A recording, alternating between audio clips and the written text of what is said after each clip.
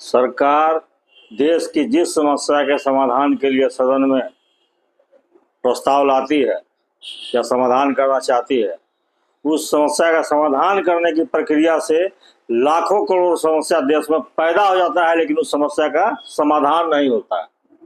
क्योंकि सरकार जमीनी स्तर पर कोई सुधार नहीं करती है, वो कागज और कानून और नियम वहां सदन में बना देती है और जिसके कारण उसको जमीन पर इम्प्लीमेंट नहीं करती है, उसको लागू नहीं करती है। सरकार के पास ये पावर नहीं है कि उसको लागू कर सके, जिसके कारण अनेक प्रकार का समाज में द्वेष फैल जाता है और पूरा समाज आपस में लड़ जाता है। 1950 के दशक में जमींदारी प्रथा को समाप्त किया गया भारत सरकार द्वारा, राज्यों के सरकारों के द्वारा। लेकिन उस जमींदारी प्रथा को समाप्त क्यों किया गया? इसको इसलिए किया गया कि देश के भूमिहीनों को जमीन मिल सके, सारा जमीन जमींदार के पास नहीं रहे, क्योंकि आय का उस समय तक मुख्य स्रोत जमीन ही था।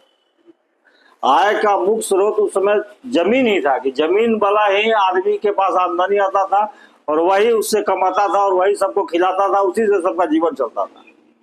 इसलिए ये सरकार ने सोचा कि भाई जमीन सबको होना चाहिए ताकि सबको कोई ना कोई आमदनी का स्रोत मिल जाए।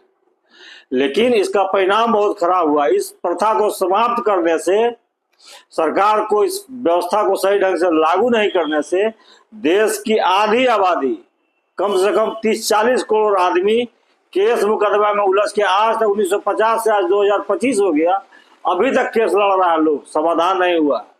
एक लाइन में इसका समाधान था, जो जमीन जिस पंचायत में है उसी पंचायत के गरीब आदमी को वहां दे दिया जाता जमीन, जितना उसके हिस्सा में पड़ता, मामला वहीं खत्म हो जाता। लेकिन सरकार का मंशा कभी समस्या का समाधान करने का नहीं है देश में। वो हमेशा समस्या को बढ़ाना चाहती है, लोगों को उलझाना चाहती है ताकि उसको राजनीति करने में सुविधा हो। लोग बेचैन रहेगा तभी ना नेता के पीछे दौड़ेगा। मुख्य कारण यही है।